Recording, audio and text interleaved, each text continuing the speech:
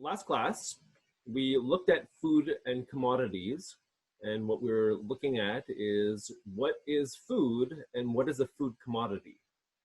So like we were describing last class, or like I went over, commodity is something that is produced, usually through labor, that is brought to the market for sale. Most food that we receive today, because of capitalism and because of the way that we've actually oriented our food system, is that we're producing food as commodities. So producing food for sale on markets. So, a lot of this food is transformed, and a lot of the meaning of the food is actually derived from advertising and marketing and, other sources that convey information about the food, but usually little about the substance and more about the ideas that are brought forward. The last time I showed you this thing about KFC, and we deconstructed KFC and looked at KFC as a food commodity. And part of the reason why I brought that in is because KFC is serving stuff that is no longer chicken in a lot of places in the world. So they basically have this formula now that they're going to be printing their food, 3D printing, and basically using bio material, so cultures, to produce cells that then will be KFC chicken. So why did I bring that forward is because if we're actually looking at food as a substance, well, we're disconnecting food as a substance from what food is naturally. So food is produced in nature. It doesn't need to be commodified. It's something that actually exists outside of our labor even. Food will produce itself because trees grow, the fruits will produce off the tree, and then eventually they fall, and inside the fruit contains seeds, and seeds will then regrow into other trees. And this happens with, all of the food that's out there in the world, that it actually reproduce itself without our intervention. Now, in more of the societies that we've created, we are commodifying food and trying to feed the masses. So, we are intervening and trying to mass produce food so that populations could be fed. For over 20 years, we've been concerned, or actually even more than that, but especially over 20 years, there's been quite a few discussions about how to go about feeding the world. So at the World Food Summit in 1996, there was a discussion actually about cutting the world food hunger in half. So at that point, there was over 800 million people starving. They wanted to reduce the number to about 400 million. And by 2020, we actually haven't even come close to that. We've actually exacerbated the problem. So over 20 years, and even longer than that, there's been an impetus by world institutions to create conditions to reduce hunger across the world. But why are we not able to reduce hunger? So the problem that we've seen arises from this idea of commodification and privatization of food, because it's not necessarily about production. We could feed the world over with more than enough food, because we actually have more food in production that's available for populations. The problem is that access is being restricted because companies want to profit off food. So they don't want people to get it at cheap wage or cheap costs that undercut their ability to make profits. And actually, in certain places in the world, it's very hard to get access to food because food is actually quite expensive in certain areas. It's hard to get certain elements of food in. And basically, food is not being redistributed to people across the world in ways that actually protect them from malnutrition and hunger. So at the core of the issue is this idea of, commodifying food and privatizing food also. So to begin with, we have to understand that food is a human right declared by the UN. So you could actually take a look here at the Committee on Economic and Social Cultural Rights, and then the general comment number 12 actually addresses food. So I put a link in there that you could take a look at. But food, governments have an obligation to provide food for people within their state. So the obligation to respect existing access to adequate food requires that the state parties do not take any measures that result in preventing such access. The state has to make sure that people have continued access. So they have an obligation to protect requires measures that the state ensure enterprise individuals do not deprive individuals of their access to food. So enterprises or other people cannot prevent people from accessing food. And actually, if we're going to deconstruct this, we're going to see how enterprises themselves, by commodifying food, restricts access to food because some people that can't afford it won't be able to get it.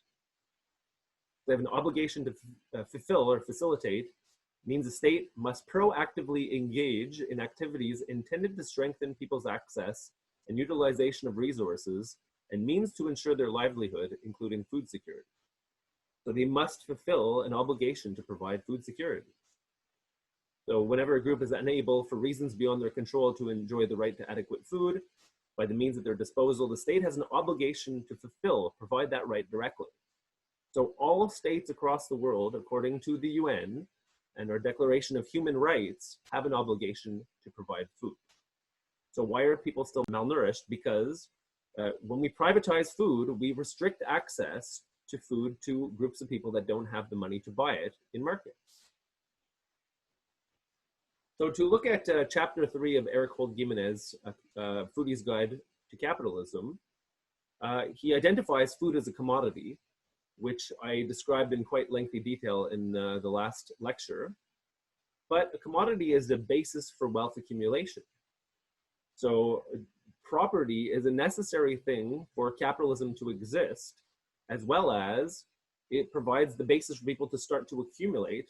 And in today's world, people are accumulating in mass amounts.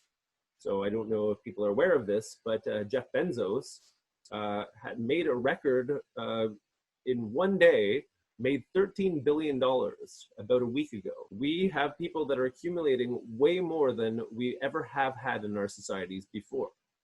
So the disparity between the rich and the ultra rich and between the poor are actually growing at alarming rates. So also he discusses regulation and property. And there's a misconception, and this is also addressed in the chapter. So Adam Smith wrote a book called The Wealth of Nations. And a small part of that book talks about the invisible hand. And a lot of people went to go and interpret that as the basis of free market societies.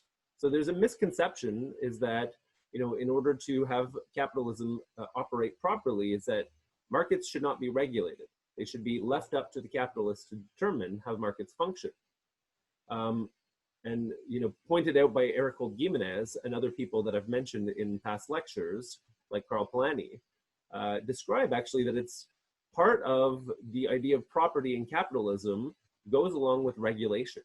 Because in order to maintain property, the government needed to put in place regulations to protect private property. Actually, this was even ingrained into the United States Constitution and developed by John Locke in the 1600s.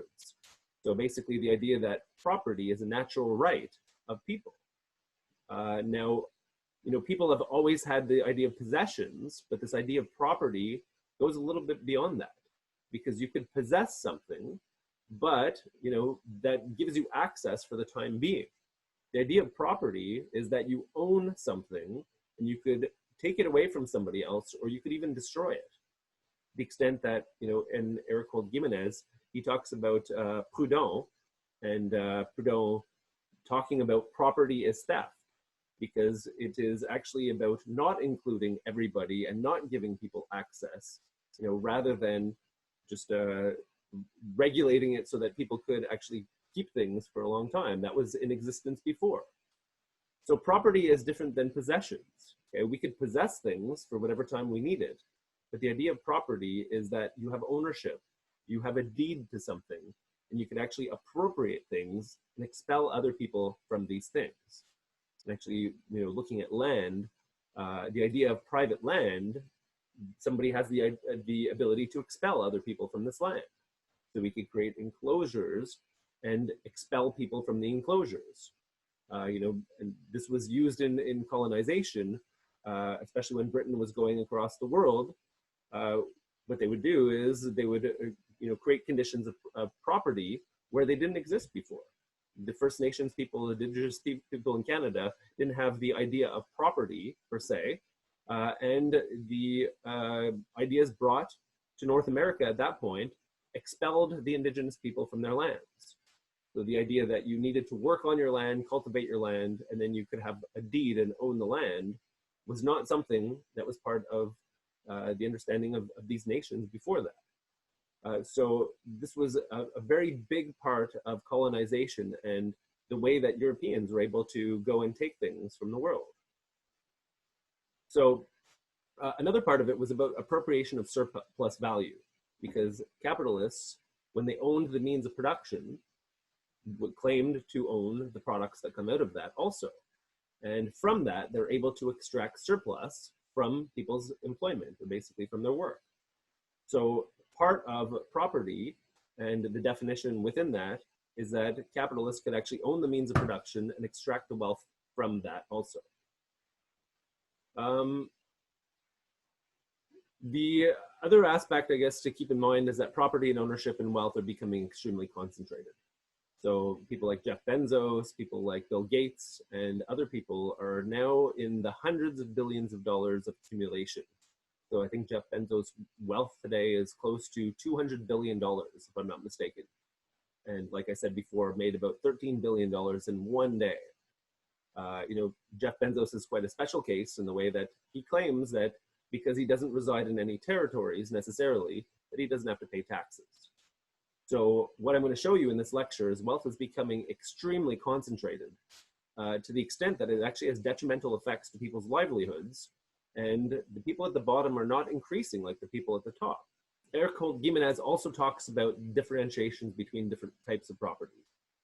He talks about common property belonging to communities. We can see this in like the idea of land trusts, or nonprofit organizations that are managing certain community centers or whatever the case is. So this is property that is the custodians of community groups, but usually have access to people from the community itself, or depending on what the purpose of this community space is, will usually have the ability to actually have people either participate or to take part or be involved with this common property. Okay, this is different than open access. So open access it belongs to nobody. So the atmosphere and other things like that are more in the open access. They don't belong to anyone. The public is differentiated because we could see the public is belonging to everybody. So what does that mean? Well, if we actually look at that in the case of Canada, we have national parks or other things like that that belong to everybody. So the government is the custodian, and the people could just go and partake and go and access the public places. But then there's also private. So private belongs to a person or a selected group of people. Okay, so you could have your private house, you could have your private land, you could have private possessions, but they belong to you or a selected group of people. Now, it seems that these are very clear cut, but there's a lot of boundaries that are blurred between these, and it's not necessarily elaborated on in the text. But, for example, you could say that, private property belongs to a person, but, a lot of corporations are publicly traded. So technically, the stockholders are groups of people that are actually buying into it. There's kind of a blurring line between common property and the public, and what that means altogether, because certain communities will provide access to common property, and there's not necessarily clear-cut definition between public and common property. Although what we could say is that there are certain common properties that belong to specific groups of communities, in the way that they've founded a nonprofit or a land trust or whatever the case is, and they're the ones that are actually looking after this. But they could also restrict access to certain groups of people also. Anyhow, but the idea here in the common and the public differentiates from the private, because the common property and public property belong to more people, and more people could access that than usually private property. So there's differences in understanding public, common property and private property, as well as open access. And actually brought up by Ercole Gimenez in chapter 3, is that he describes the tragedy of the commons and resituates the story, and basically says, well, we've kind of been fed misinformation. It is not up to the private to regulate and to enclose the commons, and that is not the way to protect it. And this is seen actually as an argument across the world, like I said at the beginning of this lecture. You know, to protect the Amazon rainforest is not to give it to a mining company or to give it to a logging company for them to protect it, because their interests are going to be over and above protecting it and actually to profit from the land that they're taking. So the tragedy of the commons could actually be taken out of the original context and actually applied to free market capitalism, in the way that right now what we're seeing is rich billionaires are trying to take as much as they can from the wealth of society. And I'm going to show you through different graphs what is taking place presently. So we went over this in, I forget what class it was, but if we want to take a look at private versus alternative and open access property, well, Gibson Graham provide a way to understand this. So, you know, we could understand this as private property that comes through capitalism itself, the way that we see private property traditionally, but there are alternatives to private also. So if we want to look at making more commons, or recommoning, as what people say, is that we need to look at either alternatives or other ways of having property that is actually more in the common property rather than in the private realm. So we could have state-managed assets, customary clan lands, community land trusts, indigenous knowledge, and then there are some open access that actually don't belong to anybody also, although some of these things are being commodified presently. Another interesting perspective comes from Vandana Shiva, who wrote a book called Earth Democracy. And I would highly suggest you take a look at this book, because she actually addresses issues with commodification of food as well as increasing the commons. So she notes 5 different conditions that commons were closed and the food was being commodified. So one of them is that people were excluded from access to resources that used to be their common property. And this is very important, like I explained in the development of capitalism, because when people are pushed off their common properties, they no longer have access to provide for their means of survival. So people that used to do community production, grow their own food, participate in their local environments, were pushed away from these commons, and the commons were enclosed so that agriculture could be done through the means of capitalism rather than the means of communal production. So the access to resources for our own survival were not available to a lot of people that had to flee their local territories and go into urban environments. So there's also creation of surplus or disposable people by denying the rights to access the commons that sustain them. So, by not being able to provide for themselves, people have to go and look for work for wages so that they could actually buy their food. The problem with that is that there's not enough jobs for everybody in society. So there's always unemployment in society. Okay? And through capitalism, we see fluctuating rates of unemployment. But basically, there are surplus or disposable people. Capitalists like that because it actually drives down the cost of wages. When there's more unemployment, they could hire people for a lot less in their wages than they can if there's competition to obtain workers. So basically, we're creating surplus people, disposable people, by denying their rights to the commons that sustain them. We're also creating private property by enclosing commons. So we've now closed up common access to land so that people could then go and use it for their own profit and for agriculture in private means. She also talks about the replacement of diversity that provides for multiple needs and performs multiple functions with monocultures that provide raw materials. So we've changed from this idea of producing diversity to an extent of producing monocultures. And what she means by this is we're patenting certain forms of genetics and we're breeding specific forms of seeds for sale. And we're not providing the diversity that nature provides, because especially with GMO seeds, they're genetically modified to be very specific, and these seeds are being sold all over the world. So what we're doing is we're restricting the diversity that took place in commons and actually creating monocultures. And then what she calls is the monocultures of the minds and imaginations also. So, we're not trying to encourage each other to broaden the horizons and to work off of different breeding techniques and the different things that are being patented. We're not putting this into the commons for people to play around with and share and to provide for better experiences, but we're actually enclosing this and saying, look, certain people, because of their patents, have a certain privilege to access what they've patented and nobody else does. So therefore, if people own a specific seed variety, then they're the ones that have jurisdiction over it. They're the ones that could sell it to others, and no one else could use that unless they're buying it from the people that have patented their ideas. So what we're doing is we're creating monocultures of the mind and imagination where we're restricted to the ideas that are coming out by people with a lot of wealth and people that are actually patenting for exclusive rights and for them to dispossess these items from other people. Like I was talking about with Monsanto and the different trials, even with cross-pollination, Monsanto claimed ownership over the products in certain farms, even though the farmers didn't plant Monsanto seeds.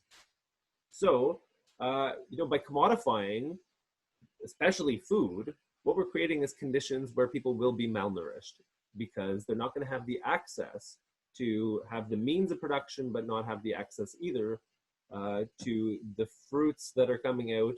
And they have to buy the seeds from very expensive seed sales and all of the other things that come with it.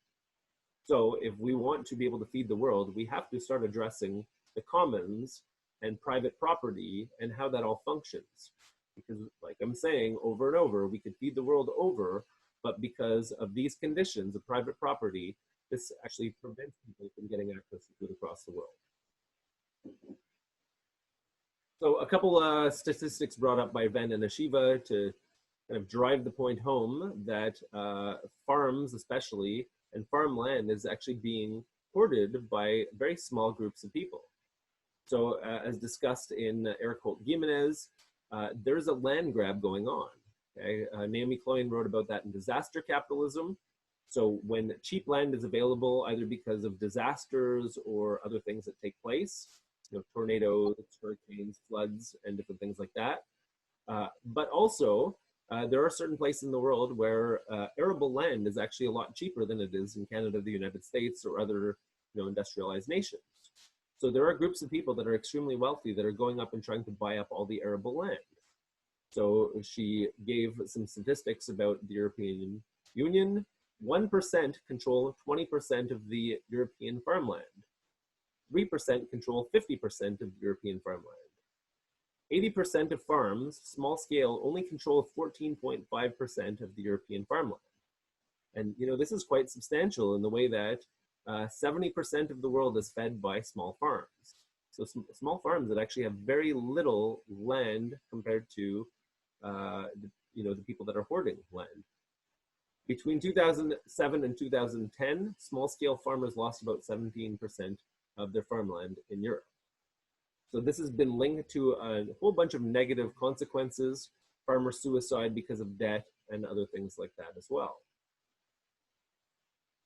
Vandana Shiva also talks about commodification of seeds. So, for her, this is very important. We should have the ability to save our seeds and to reuse them. But GMO and breeding farmers are trying to go towards high yielding varieties and different hybrid seeds. So crossing genetically dissimilar parent species through GMOs, basically taking genetic patterns from one and putting it into a plant. And these species don't usually breed themselves. So we're creating kind of new proteins and new life forms through genetic modification. And in the process, also restricting access to farmers because they have to buy very expensive seed varieties. So these high yielding varieties have been put into question. Sometimes they're not actually very high yielding. And the other extent as well is if we can't feed the world off of creating high yielding varieties because of access issues, then we're not really addressing the problem. So there's a bunch of issues that come up, negative consequences of the way that we're actually producing and selling seeds. It prioritizes very, very big companies that are merging and that have a lot of control over access to seeds and to the technologies to produce food. And farmers are actually coming out and being criminalized for breeding, seed saving, and sharing. If there's patent violations, farmers can be criminalized. Some of the farmers actually sign multi-year deals with companies like Bayer or other seed companies and are no longer able to be solvent because of it. And if they divert from the contracts they've signed, could be held liable for these contracts. So a lot of the farmers are kind of being taken hostage and are not able to provide food for people because of restrictions based on private property. All right, so I wanted to go into a little bit about the situation with inequality, and the statistics actually are taken from this book here. So this is The Age of Increasing Inequality, and this is by Lars Osberg, which is a really great book if you want to understand inequality in Canada, but it paints a picture that I think we should all take a look at here. So if we're looking at the average wages were increasing quite well until about the 1980s. So what happened in the 1980s is when we started to adopt neoliberal policies. Okay, so we have Ronald Reagan and Margaret Thatcher are very well known for their neoliberal ideas. But basically what they wanted to do is take away restrictions from markets so that capitalism could then go and consume as much as it can. Basically, the idea is that if you unregulate markets, capitalists will be able to make more money and this will trickle down to the bottom, okay? So that was the idea that they were purporting, but actually if we notice here from the graph about the average Canadian hourly wage, well, it starts to stagnate in the 1980s and hasn't increased very much. So because of inflation, the hourly wage in real dollars has not really increased from the 1980s onwards. Now, within that, though, the top 1% have been increasing, okay? So if we're actually looking at the change in average real market income, so real market income takes in consideration inflation in 2015, well, the ones that are actually assuming the majority of the money or getting a lot more than they have in the past is the top 1%. To the extent if you look at the bottom 50%, they have a decrease in real wages, which means that inflation of the market has actually expanded faster than their wages have. So what's happening here is that the wealthy are accumulating more and more in Canada, and this is actually not just about Canada, this is happening throughout the world. So if we want to actually take a look at hourly real wages among full-time workers, so this is looking at 2015, we'll notice here actually, compared from 1980 to 2010, there's a major increase in the 99.95th percentile. So this group here is accumulating a lot more money than any other group. Actually here, if you look at the compound annual growth rates, these groups are actually accumulating a lot more than the groups at the bottom. So even than the 1%, okay? So we can look at the 1% here, but it's not even the 1%, it's actually even on top of that, okay? So the 99.95th percentile are accumulating even more than the 1 percentile. So there's a very, very tiny group of people that are accumulating the majority of the wealth. And this is talking about wages. So this is not even talking about the extent of making capital off of the assets that they have also. So we're looking at hourly real wages. And these people with a lot of wealth are making extra money because they have other assets too that they could throw into the market, or material assets that they keep. So just a graph to show you this, the 99.995th percentile, even separated from the 99.95 percentile, there's a big difference in the amount that they're accumulating. So we have a very, very small group, less than the 1%, okay, that are accumulating the majority of the wealth in Canada and across the world. So if this is the case, well, what are we doing here? We're looking, or we have this belief that we want to feed the world and we want people to have equal access and equal opportunity. But as I'm showing you, and we can see this in other statistics, is that the ultra wealthy are accumulating more and more. And since COVID has started, the ultra wealthy are getting really, really rich. So Jeff Bezos is not the only one. A lot of the food companies, even in Canada, have made record profits. The banks are making record profits also. So the ultra wealthy are not being affected like the people at the bottom when it comes to COVID or other situations that are present today. So if we're looking at then providing more commons or feeding people or other things like that, well, the idea here is that the ultra wealthy are accumulating way too much, and it's preventing people at the bottom from being able to provide for themselves and their basic necessities. We went over this last time, but just to kind of reiterate. So when we're talking about recommoning or expanding the commons, there are a number of different commons that we can look to expand. We're talking about biophysical commons, cultural commons, social commons, and knowledge commons. So it's not just about physical commons, but there are other ways to expand the commons also.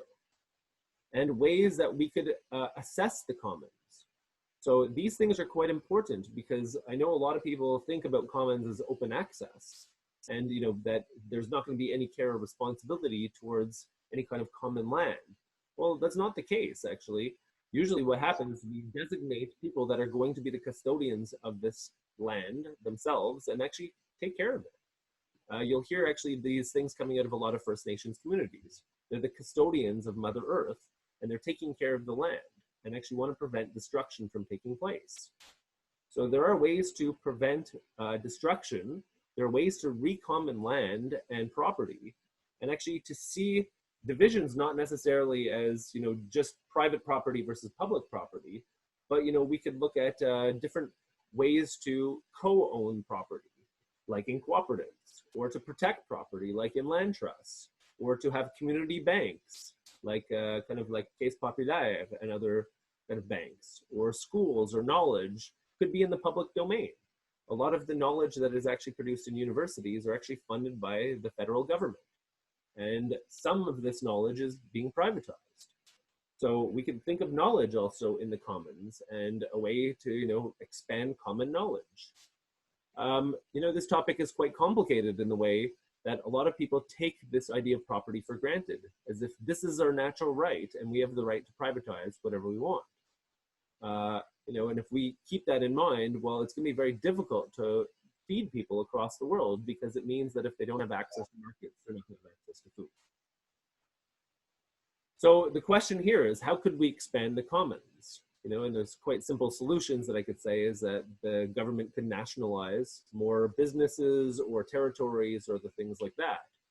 But, that's concerning to some people also in the way that, I would not recommend that on First Nation sovereign territory. There are other ways to think about recommoning things. So, what is it up to a community to take responsibility for common territory and to make sure that it remains within different communities and not become privatized for an individual or a group of individuals that are going to profit from it. Anyhow, this is the question that I'd like us to explore.